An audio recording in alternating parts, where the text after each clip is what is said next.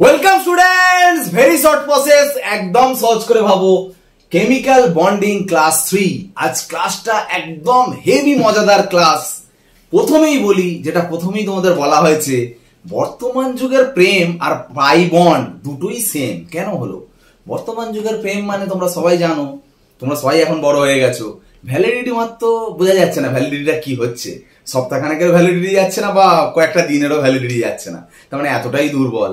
ঠিক সেম পাই বন্ডও সেরকম দুর্বল, সেটা আমাদের জানতে হবে। দেখো, সিগমা বন্ড আর পাই বন্ড ডিফারেন্সটা কি, পাই বন্ড আর সিগমা বন্ডটা কি জিনিসটা সেটা আমাদের জানতে হবে। দেখো তোমরা, আমি পড়ার মধ্যে ঢুকেই আমি তোমাদের বিষয়টা বোঝাবো।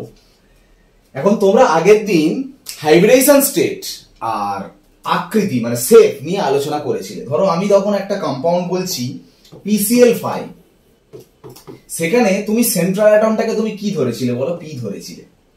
কিন্তু যদি আমি একটা অর্গানিক কম্পাউন্ড ভাবি, ধরো আমি সাপোজ বললাম C3H8, এই কম্পাউন্ডের মধ্যে সেন্ট্রাল অ্যাটম কোনটা? কার্বন। কিন্তু দেখো সেন্ট্রাল অ্যাটম কটা আছে? 3টে সেন্ট্রাল অ্যাটম আছে। তাহলে তুমি ওর হাইব্রিডেশন বের করতে পারবে না। অর্গানিক কম্পাউন্ডের ক্ষেত্রে হাইব্রিডাইজেশন করতে গেলে তোমাকে একটা অন্য রকম ভাবে মনে রাখতে হবে। কিরকম? যদি কোনো কার্বনের 4টেই এরকম সিঙ্গেল বন্ড থাকে, তখন সেই কার্বনটাকে ভাববে sp3। যদি কোনো কার্বনের 2টো সিঙ্গেল একটা ডাবল থাকে, সেটাকে ধরবে sp2।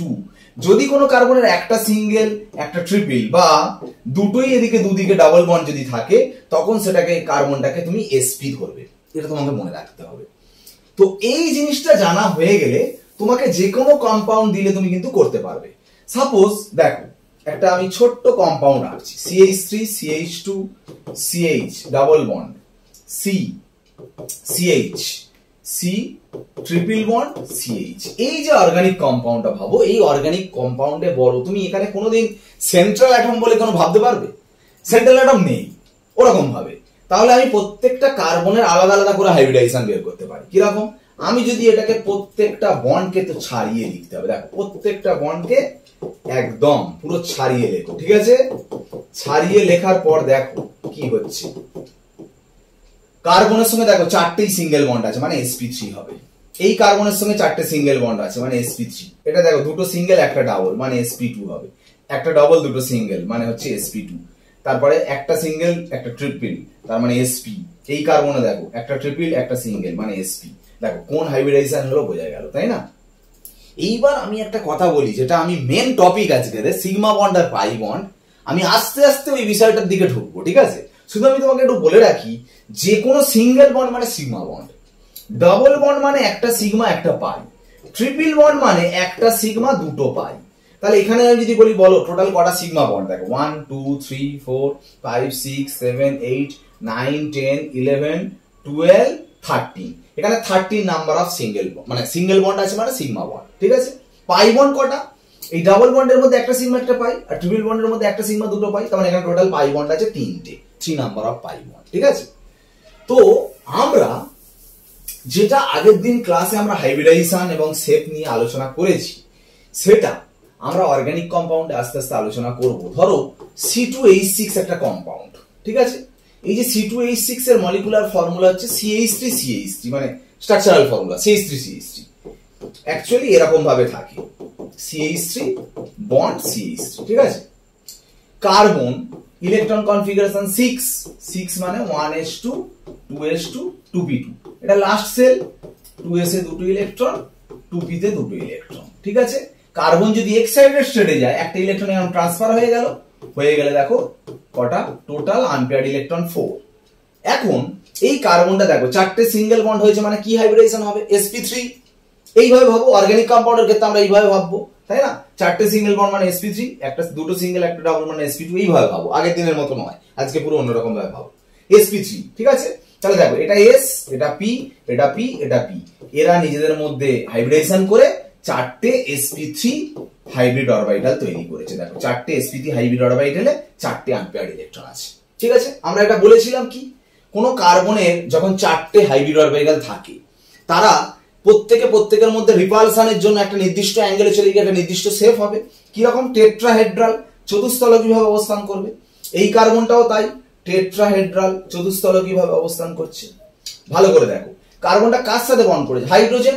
হাইড্রোজেন ইলেকট্রন কিন্তু 1s1, 1s1 মানে এস এ একটা ইলেকট্রন আছে, এস এর পিকচার কিরকম, গোল শেপ।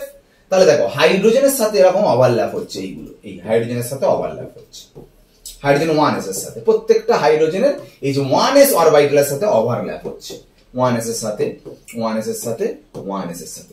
ভালো করে ভাবো, এই যে ওভারল্যাপ গুলো হয়েছে, দেখো এই যে হাইব্রিড অরবিটালের সাথে 1s এর ওভারল্যাপ হয়েছে, এখানে ওভারল্যাপ হয়েছে, এখানে ওভারল্যাপ হয়েছে, এখানে ওভারল্যাপ হয়েছে। এই ওভারল্যাপটা দেখো হাইব্রিড অরবিটালের সাথে হাইব্রিড অরবিটাল ওভারল্যাপ হয়েছে, হয়ে এই বন্ডটা তৈরি হয়েছে। সব বন্ড দেখো সিঙ্গেল বন্ড, সবই সিগমা। ঠিক, ভালো করে দেখে নিয়েছো পুরো ওভারল্যাপটা, পুরোপুরি বুঝে গেছো ওভারল্যাপটা। এবার আস্তে আস্তে আমরা এটা পাই বন্ডের দিকে গেলে তবে আমরা ডিফারেন্সটা বুঝতে পারবো। এই কম্পাউন্ডের পরে আমরা আর একটা কম্পাউন্ড আঁকছি, ভালো করে দেখো, C2H4 কম্পাউন্ড আঁকবো, মন দিয়ে শুনবে, এটা ভালো করে তোমাদের বুঝতে হবে। C2H4 দেখো, যার স্ট্রাকচারাল ফর্মুলা হচ্ছে CH2 ডাবল বন্ড CH2। একদম মন দিয়ে দেখো, এখানে দেখো কার্বন দুটো সিঙ্গেল একটা ডাবল বন্ড, মানে কোন হাইব্রিডাইজেশন, sp2, দুটো সিঙ্গেল একটা ডাবল মানে sp2, তাই না? এই দেখো এইটা থেকে তুমি বুঝতে পারছো, তাই না? কার্বনের সঙ্গে যদি দুটো সিঙ্গেল আর একটা ডাবল থাকে সেটা sp2 হাইব্রিডাইজেশন হয়।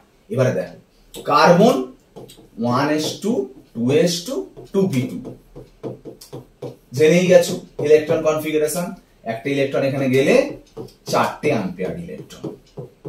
এইবার যেটা বলা, হাইব্রিডাইজেশন যেহেতু sp2 হচ্ছে, এটা s আর এই দুটো p, তাহলে দেখো এই যে sp2 হাইব্রিডাইজেশনটা হলো, তার মানে এই তিনটে অরবিটাল হাইব্রিডাইজেশন করলো, করে sp2 হাইব্রিড অরবিটাল তিনটে তৈরি করেছে। দেখো বোঝার চেষ্টা করো, এটা s আর এই দুটো p মিলে sp2 হাইব্রিড অরবিটাল তৈরি করেছে, তিনটে হাইব্রিড অরবিটাল। কিন্তু এই যে sp2 হওয়ার পরে দেখো এইটা কিন্তু ইলেকট্রন এমনি পড়ে আছে, কিসে পড়ে আছে, p তে পড়ে আছে, pz। মন দিয়ে শোনো, এটা s, এই তিনটে p, এটাকে আমরা বলছি px, এটাকে বলছি py, এটাকে বলছি pz। যেহেতু sp2 একটা s আর দুটো p নিজেদের মধ্যে হাইব্রিডাইজেশন করেছে, ওই জন্য sp2 হাইব্রিড অরবিটাল কটা হয়েছে, তিনটে। আর এইটা কিন্তু হাইব্রিডাইজেশনে অংশগ্রহণ করেনি, সেই জন্য এটা ইলেকট্রনটা কোথায় আছে, pz, মানে pz এ একটা ইলেকট্রন পড়ে রয়েছে। এবার এই যে তিনটে হাইব্রিড অরবিটাল মানে কেমন অ্যাঙ্গেলে থাকবে, এই রকম ভাবে, কারণ প্রত্যেকের সাথে প্রত্যেকের রিপালশনটা মিনিমাম করার জন্য একটা নির্দিষ্ট অ্যাঙ্গেলে চলে যাবে। তাই জন্য দেখো কার্বন কি হচ্ছে, এই রকম sp2 অরবিটাল গুলো থাকছে, এই কার্বনেরও সেম এই রকম থাকছে। তাহলে ভাবো কার সাথে ওভারল্যাপ করেছে, হাইড্রোজেনের সাথে, হাইড্রোজেনের সাথে, হাইড্রোজেনের সাথে, হাইড্রোজেনের সাথে, এটাও সিগমা বন্ড। ভালো করে এবার যেটা বোঝাতে চাইছি দেখো, এই সব অরবিটালের পরে এই যে pz অরবিটালে দেখো একটা ইলেকট্রন আছে, এটা হচ্ছে pz, এই দেখো এটা হচ্ছে pz অরবিটাল। মনে রাখো হাইব্রিড অরবিটাল এরকম দেখতে, p অরবিটাল কিন্তু এরকম দেখতে, এটা একটা গোটাটা p অরবিটাল, দেখো এটা p অরবিটাল, এটা p অরবিটাল। এই যে ওভারল্যাপ সব হওয়ার পরে এই যে p অরবিটাল দেখছো দাঁড়িয়ে আছে, এই যে p অরবিটাল দেখছো দাঁড়িয়ে আছে, এই দাঁড়িয়ে থাকা অবস্থায় এই দুটো p অরবিটাল এরকম ভাবে ওভারল্যাপ হবে, এইরকম ভাবে ওভারল্যাপ হবে, তাই না? দেখো ভালো করে শোনো, সিগমা বন্ড হচ্ছে এরকম ভাবে ওভারল্যাপ হচ্ছে, পাই বন্ডটা এরকম ভাবে ওভারল্যাপ হচ্ছে। তাহলে দুটোর মধ্যে ডিফারেন্স বুঝতে পারছো, সিগমা বন্ডের ক্ষেত্রে কিন্তু মুখোমুখি ওভারল্যাপ হচ্ছে, আর পাই বন্ডের ক্ষেত্রে কি হচ্ছে, পাশাপাশি ওভারল্যাপটা হচ্ছে। তাহলে এবার তুমিই বলো যে কোনখানটা ভালো হবে, বলো তোমরা নিজেরাই বলো। এখানে দেখো পুরোপুরি মুখোমুখি হচ্ছে, এখানে দেখো অনেকটা দূর ডিস্টেন্সে থাকছে, এর সাথে এর ওভারল্যাপটা কি করে হবে তোমার মনে হচ্ছে হবে না, কিন্তু অ্যাটমটার সাইজ ছোট তো এটার সাথে কিন্তু এরকম ওভারল্যাপ হবে, মানে এটার সাথে এটা ওভারল্যাপ হবে, ঠিক আছে? কিন্তু ওভারল্যাপ হলেও দেখো ওভারল্যাপটা কিন্তু অনেকটা জায়গা জুড়ে, বেশিটা জায়গা জুড়ে কিন্তু এক্সটেন্ড হবে না। তার মানে এইটা কিন্তু ওভারল্যাপ হলেও কিন্তু এক্সটেন্ড কম হচ্ছে, মানে দুর্বল থাকবে, বুঝে গেল? মানে পাই বন্ড ওই কারণের জন্য উইক, ওই জন্যই বর্তমান পরিস্থিতির সাথে তুলনাটা করেছি, ঠিক আছে? তো পাই বন্ডটা কেন উইক দেখো, আমরা কিরকম ভাবে লিখবো, কার্বনের সাথে এই যে আছে এইগুলো সিঙ্গেল বন্ড, মানে সব সিগমা বন্ড, এখানটা যে ডাবল বন্ডটা হয়ে আছে, এইখানটা একটা বন্ড আবার বন্ড, এই সিগমা আর এই পাই, এই পাইটা কোনটা বুঝতে পেরেছো, যেটা এই পাশাপাশি আছে, এই পাশাপাশি ওভারল্যাপ করে পাই বন্ড তৈরি হয়েছে। যেখানে ট্রিপল বন্ড হবে সেখানে একটা সিগমা দুটো পাই, তার মানে দুটো পাই বন্ড যেখানে হবে দুটো এরকম পাশাপাশি ওভারল্যাপ হবে, এরকম একটা ওভারল্যাপ হবে, এরকম একটা ওভারল্যাপ হবে, বুঝা গেল ব্যাপারটা? সেটা এখানে করে দেওয়া আছে, দেখো এই কম্পাউন্ডের ক্ষেত্রে দুটো পাই বন্ড হয়েছে, দেখো এইটার সাথে এইটা ওভারল্যাপ হয়েছে পাশাপাশি, এটার সাথে এটা ওভারল্যাপ হয়েছে। তার মানে বুঝতে পারলে সিগমা বন্ড মানে ওভারল্যাপটা দেখো এরকম ভাবে হবে, আর পাই বন্ড মানে সবসময় এরকম ভাবে ওভারল্যাপ হবে। এইরকম ভাবে ওভারল্যাপটা বেশিটা জায়গা জুড়ে হবে না বলে পাই বন্ডটা হচ্ছে উইক আর সিগমা বন্ডটা হচ্ছে স্ট্রং। ওকে, তো মোটামুটি এই সম্পর্কে তোমরা ভালো বুঝতে পেরেছো। তো এখন যেটা জানতে হবে এই টপিকটা খুব ইম্পর্টেন্ট। বন্ড অ্যাঙ্গেল, সরি এখানটা একটু আছে, এটা বন্ড অর্ডার হয়ে গেছে, এটা বন্ড অ্যাঙ্গেল হবে। VSEPR থিওরি ভালো করে বোঝার চেষ্টা করো। Valence shell electron pair repulsion. Valence shell মানে শেষ কক্ষে, ইলেকট্রন পেয়ার মানে এখানে পেয়ার মানে জোর আর কি, ঠিক আছে। ইলেকট্রন পেয়ার রিপালশন মানে বিকর্ষণ। ব্যাপারটা বোঝার চেষ্টা করো, কেন স্ট্রাকচারটা হচ্ছে, কেন অ্যাঙ্গেলটা হচ্ছে। দুটো অরবিটাল ভাবো, এটা একটা অরবিটাল, এটা একটা, আমার হাত দুটো ভাবো, আমার হাত দুটো অরবিটাল, এর সাথে এর এখানে ইলেকট্রন আছে, এখানে ইলেকট্রন আছে, রিপালশন হচ্ছে, বিকর্ষণ হচ্ছে। অবশ্যই কিরকম চলে যাবে, দুজনের বিকর্ষণটা হচ্ছে বলে ও এমন একটা অ্যাঙ্গেলে চলে যাবে যেখানে বিকর্ষণটা সর্বনিম্ন হয়, ওই জন্য 180 ডিগ্রিতে চলে যাবে, তাই না। তিনটে অরবিটাল থাকলে এরকম চলে যায়। তাহলে ভ্যালেন্সেল ইলেকট্রন পেয়ার রিপালশন, সবার রিপালশন হচ্ছে বলেই তো অ্যাঙ্গেলটা আসছে, তার কারণের জন্যই তো স্ট্রাকচারটা আসছে। তার মানে বন্ড অ্যাঙ্গেলের সাথে এটা রিপালশনের বিরাট রিলেশন, হ্যাঁ কি না। এবার তোমাকে বুঝতে হবে sp3 যখন হচ্ছে, মানে এই রকম কম্পাউন্ড, তখন বন্ড অ্যাঙ্গেল কত হচ্ছে, 109 ডিগ্রি 28 মিনিট। যখন sp2 বন্ড অ্যাঙ্গেল কত হচ্ছে, 120 ডিগ্রি। তার মানে অ্যাঙ্গেলটা অবশ্যই ডিপেন্ড করছে হাইব্রিডেশন স্টেটের উপর। হাইব্রিডেশন আলাদা হলে বন্ড অ্যাঙ্গেল আলাদা তো হবেই। সাপোজ আমি তোমাকে একটা জিনিস বললাম, BF3 আর NF3, এর H এর ভ্যালু বের করো, আসবে 3, আর এর H এর ভ্যালু বের করলে আসবে 4। এটা কিন্তু সেই আগের দিনের ফর্মুলা অনুযায়ী করবে, ঠিক আছে। এটা তো আর অর্গানিক কম্পাউন্ড নয় যে তুমি ওই ফর্মুলা ধরে করবে। H সমান V, H equal to half V plus X minus C plus, যে ফর্মুলাটা আগের দিন ক্লাসে করেছিলে, করে দেখবে এর H এর ভ্যালু 3 আসবে, এর H এর ভ্যালু 4 আসবে। 3 মানে sp2 আর 4 মানে sp3। sp3 মানে অ্যাঙ্গেলটা 10, এটা আসবে 109 ডিগ্রি 28 মিনিট, আর sp2 মানে অ্যাঙ্গেলটা কত আসছে, 120 ডিগ্রি। তাহলে অবশ্যই এর বন্ড অ্যাঙ্গেল বেশি। তার মানে যার হাইব্রিডেশন স্টেট অনুযায়ী তুমি অ্যাঙ্গেল বিচার করছো। কিন্তু আমাকে আমি যেটা তোমাকে কোয়েশ্চেনটা করবো, হাইব্রিডেশন স্টেট সেম হচ্ছে, তখন তুমি অ্যাঙ্গেল কি পুরো সেম হবে। সাপোজ আমি তোমাকে যদি একটা কোয়েশ্চেন করি যে CH4 NH3 আর H2O তিনজনেরই দেখবে sp3 বেরোবে, এরও sp3, এও sp3, এও sp3। তাহলে কি ভাবছো তিনজনের অ্যাঙ্গেল সেম? এর 109 ডিগ্রি হবে, এর 107 ডিগ্রি অ্যাপ্রক্স, এর 104 ডিগ্রি। কেন চেঞ্জ হচ্ছে, একটু হলেও ডিফারেন্স কেন হচ্ছে? তারও কারণ আছে, শুধু হাইব্রিডেশনের উপর ডিপেন্ড করে না। দেখো কিসের উপর, হাইব্রিডেশন স্টেটের পর সেকেন্ড ডিপেন্ড করছে কিসের উপর, total lone pair number of central atom. এর লোন পেয়ার নাম্বার হবে 0, এর লোন পেয়ার নাম্বার 1, এর লোন পেয়ার 2। তার মানে এর যখন হবে 4টেই বন্ড, এর যখন হবে 3টে বন্ড একটা লোন পেয়ার, এর যখন স্ট্রাকচার দেখবে 2টো বন্ড 2টো লোন পেয়ার। এবার অ্যাকর্ডিং টু VSEPR থিওরি কি বলছে, এদের মধ্যে যা রিপালশন, মানে বন্ড যা রিপালশন, হ্যাঁ, লোন পেয়ার বন্ড পেয়ার রিপালশনটা কিন্তু বেশি। তার মানে এখানে দেখো সবার সাথে সবার রিপালশনটা সেম হচ্ছে, এখানে দেখো লোন পেয়ার বন্ড পেয়ার রিপালশনটা বেশি, কার তুলনায়, বন্ড পেয়ারের থেকে। তাহলে ভাবো এখানে রিপালশনটা কম, এখানে রিপালশনটা বেশি, তোমার কি মনে হয়? তাহলে এখানে রিপালশনটা বেশি মানে এ সরে যাবে, এরকম চওড়া হয়ে যাবে, আর এখানে রিপালশনটা কম মানে একটু চেপে যাবে, মানে এই অ্যাঙ্গেলটা কমে যাচ্ছে। দেখো অ্যাঙ্গেল মানে কিন্তু এইটাকে ধরবো না, এইটাকে অ্যাঙ্গেল ধরবো। দুটো বন্ডের মাঝখানে যে অ্যাঙ্গেলটা সেটাকে আমরা বন্ড অ্যাঙ্গেল বলবো, এটাকে বন্ড অ্যাঙ্গেল বলবো না। যেহেতু এর সাথে এর রিপালশনটা বেশি, সেই জন্য এটা চওড়া হয়ে যাচ্ছে বলে এটা ছোট হয়ে যাচ্ছে, ওই জন্য 107 ডিগ্রি হয়ে গেল। এখানে আমরা দেখো দুটো লোন পেয়ার আছে, লোন পেয়ার রিপালশনটা আরো বেশি মানে এদের মধ্যে গ্যাপটা অনেক বড় হয়ে যাবে, এদের মধ্যেও রিপালশনটা বেশি হবে, আর এদের রিপালশনটা কম মানে এটা আরো ছোট হয়ে যাবে, ওই জন্য দেখো 104 ডিগ্রি। তার মানে যত লোন পেয়ার নাম্বার বাড়বে তত কিন্তু অ্যাঙ্গেলটা কমে যাচ্ছে। ধরো এমন কম্পাউন্ড দিলাম, হাইব্রিডাইজেশনও সেম হচ্ছে, লোন মানে সেন্ট্রাল অ্যাটমের লোন পেয়ার নাম্বারও সেম হচ্ছে।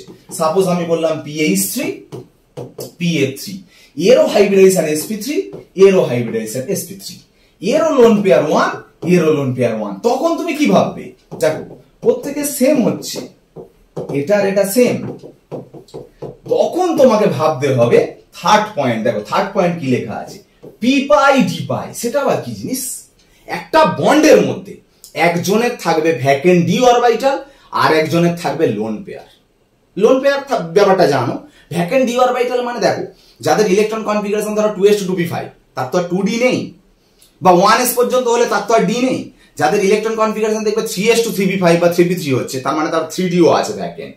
যেমন দেখো হাইড্রোজেনের 1s বাদ দাও, এর d নেই, ফ্লুরিনেরও 2:2p5 মানে 2d নেই, ফসফরাসে দেখবে 3:3p3, তার মানে এর ভ্যাকেন্ট ডি অরবিটাল আছে। এই ফসফরাসেরও ভ্যাকেন্ট ডি অরবিটাল আছে, কিন্তু ভালো করে ভাবো, এর ভ্যাকেন্ট ডি অরবিটাল আছে কিন্তু এর লোন পেয়ার নেই, এর ভ্যাকেন্ট ডি অরবিটাল আছে কিন্তু এর লোন পেয়ারও আছে। দেখো ফ্লুরিনের লোন পেয়ার থেকে জানো নিশ্চয়ই। তখন কি করবে, এর ভ্যাকেন্ট ডি অরবিটালে এর লোন পেয়ারটা ডোনেট করবে। কি বন্ড করবে? Coordinate bond. পি এর সঙ্গে এফ এর কোঅর্ডিনেট বন্ড হবে, মানে এরকম কোঅর্ডিনেট বন্ড। এটাকে এরকম ভাবেও লিখতে পারো, বা তুমি কি করতে পারো, যেহেতু এ কে দিচ্ছে এই বন্ড করে এরকম প্লাস মাইনাস করেও লিখতে পারো। এখন কথাটা হচ্ছে পিএইচসি তে দেখো সবই সিঙ্গেল বন্ড, আর পিএইচসি তে দেখো ডাবল বন্ড চলে এসেছে। সিঙ্গেল বন্ড যা রিপালশন হবে, ডাবল বন্ড সিঙ্গেল বন্ড রিপালশনটা কিন্তু বেশি। তার মানে এখানে বন্ডের মধ্যে রিপালশন বেশি, মানে বন্ডটা এরকম ভাবে চওড়া হয়ে যাচ্ছে। বোঝা গেল ব্যাপারটা? তখন এখানে বন্ড অ্যাঙ্গেল বেশি, যাদের মধ্যে পিপাই ডিপাই হয় তাদের অ্যাঙ্গেলটা বেশি হয়ে যাচ্ছে।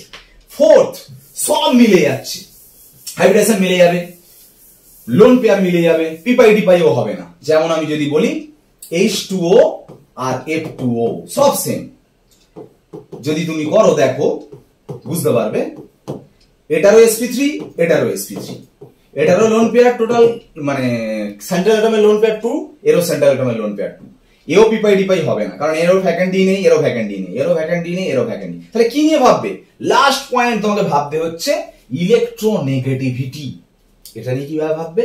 দেখো, একটা বন্ডের মধ্যে যে দুটো ইলেকট্রন থাকে, ইলেকট্রন মাঝখানে থাকবে না। এখানে এইচ আর ও এর মধ্যে ও যেহেতু বেশি ইলেকট্রোনেগেটিভ, ওর দিকে সরে যাবে। এখানে ও আর এইচ এর মধ্যে যেহেতু ও বেশি ইলেকট্রোনেগেটিভ, ও এর দিকে সরে যাবে। আর এখানে ও আর এফ এর মধ্যে যেহেতু এফ বেশি ইলেকট্রোনেগেটিভ, এফ এর দিকে সরে যাবে। তাহলে ভাবো, এখানে ইলেকট্রন গুলো খুব কাছাকাছি, এখানে ইলেকট্রন গুলো দূরে দূরে। যেখানে কাছাকাছি স্ট্রং রিপালশন কাজ করবে, তীব্র বিকর্ষণ, প্রত্যেকের সাথে প্রত্যেকের কিন্তু বিকর্ষণ কাজ করবে। এই বিকর্ষণের জন্য কি হবে? একটু বন্ডটা চওড়া হয়ে যাবে। তার মানে এর বন্ড অ্যাঙ্গেল বেশি, এর বন্ড অ্যাঙ্গেল কম। তার মানে বুঝতে পারছো, এই নিয়ে তোমাকে ভাবতে হচ্ছে। তার মানে ভাবো, পর পর তোমাকে যদি বন্ড অ্যাঙ্গেল এক্সামে পরীক্ষায় দেয়, তুমি কিভাবে করবে? ফার্স্ট হাইব্রিডেশন দেখবে, সেকেন্ড দেখবে তোমার total lone pair number of the central atom, third দেখবে পিপাই ডিপাই, ফোর্থ দেখবে ইলেকট্রোনেগেটিভিটি। ফার্স্টে যদি অ্যান্সার হয়ে যায়, অ্যান্সার বেরিয়ে যাবে, তারপর একটাই যাবে, তার যদি না বেরোয় তারপর একটাই যাবে, যদি না বেরোয় তারপর একটাই যাবে। পরপর এই ভাবনায় তোমাকে যেতে হবে, ঠিক আছে? এইভাবে ক্লাস 3 আমরা কেমিক্যাল বন্ডিং আজ কমপ্লিট করলাম। সামনের দিন আরো ভালো ইন্টারেস্টিং কেমিক্যাল বন্ডিং, কিন্তু মোস্ট ইম্পর্টেন্ট একটা চ্যাপ্টার। ভালো করে প্রত্যেকটা টপিক মন দিয়ে বুঝতে হবে, তাহলে তুমি কিন্তু অনেক চ্যাপ্টার তোমার আয়ত্তে চলে আসবে। সেই কারণের জন্য পরের দিনের 4th ক্লাসটা অবশ্যই চোখ রাখবে চ্যানেলে, ভালো করে দেখবে। আজকের ক্লাস এখানে শেষ করলাম, বাই।